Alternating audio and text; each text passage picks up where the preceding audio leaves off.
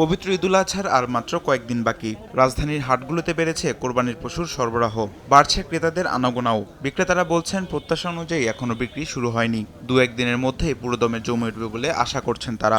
প্রতি বছরই দেখা যায় যে ঈদের এক দিন আগে গরুর সব শেষ হয়ে যায়।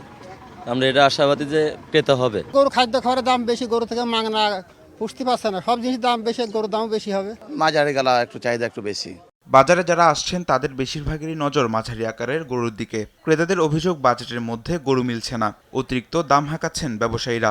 দাম বেশি, সুন্দর ছোট বড় সব সাইজের গরু আছে। আজকে ঘুরতে আসলাম, দেখলাম, ইনশাল্লাহ কিনবো, 2-1 দিন পর কিনবো। ছোট সাইজের গরুর অনেক দাম বেশি, 10-15,000 20,000 টাকা বেশি।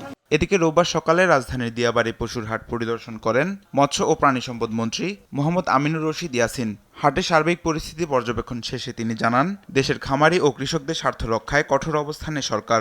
মূল টার্গেট যেটা ছিল সেটা ছিল যে এই বছর যত কোরবানি হবে ওই কোরবানিটা আমাদের দেশি গরু বা আমাদের উৎপাদিত গরু দিয়ে এটা করা সম্ভব কিনা। আমরা সর্বাত্মক করব যে যাতে করে ভারতীয় কোনো গরু বা অন্য দেশের কোনো গরু যেন না আসতে পারে। আসলে আমাদের গরুর দরকার নাই।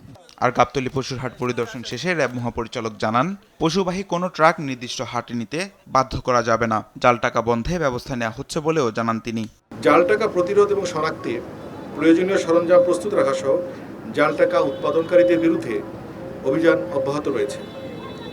পবিত্র ঈদুল আজহা উপলক্ষে কোরবানির পশুবাহী যানবাহন যেন কেউ জোরপূর্বক কোনো নির্দিষ্ট হাটে নিতে বাধ্য না করতে পারে সে বিষয়ে নজরদারি অব্যাহত রয়েছে। গাবতলী সহ রাজধানীর সব পশুর হাটের নিরাপত্তায় র্যাব সদস্যরা দায়িত্ব পালন করছে বলেও জানান র্যাব মহাপরিচালক। গোয়েন্দা নজরদারি এবং আবিধানিক কার্যক্রম। তামিম মাহবুব, দেশ টিভি, ঢাকা। সকলের প্রতি